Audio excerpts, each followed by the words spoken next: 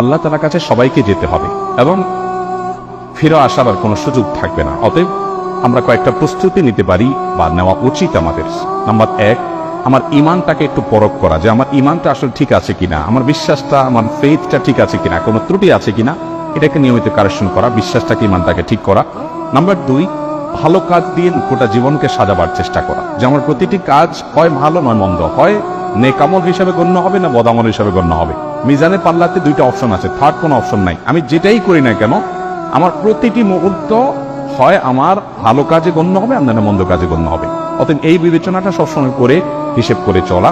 Number 3, সবসময় তওবা করতে থাকা। আমরা মানুষ ভুল হতেই পারে, অতএব প্রতিনিয়ত তওবা করে করে কারেকশন করে নতুন করে পথ চলা শুরু করা। নাম্বার 4, মৃত্যুর স্মরণটা বেশি বেশি করে করা। যত বেশি মৃত্যুর স্মরণ, মৃত্যু নিয়ে ভাবতে পারবো, বিশেষ করে কবরস্থানে যাওয়া।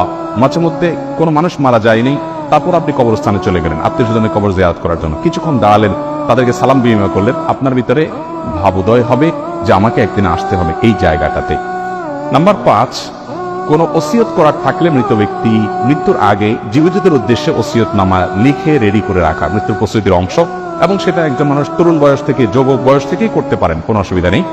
এবং নাম্বার 6, আল্লাহর কাছে ইমানের উপরে অটল থাকার জন্য দোয়া করতে থাকা। আল্লাহ আমাদের সবাইকে আমাদের জীবদ্দশায় আখিরাতের প্রস্তুতি গ্রহণ করে দুনিয়া থেকে যাওয়ার তৌফিক দান।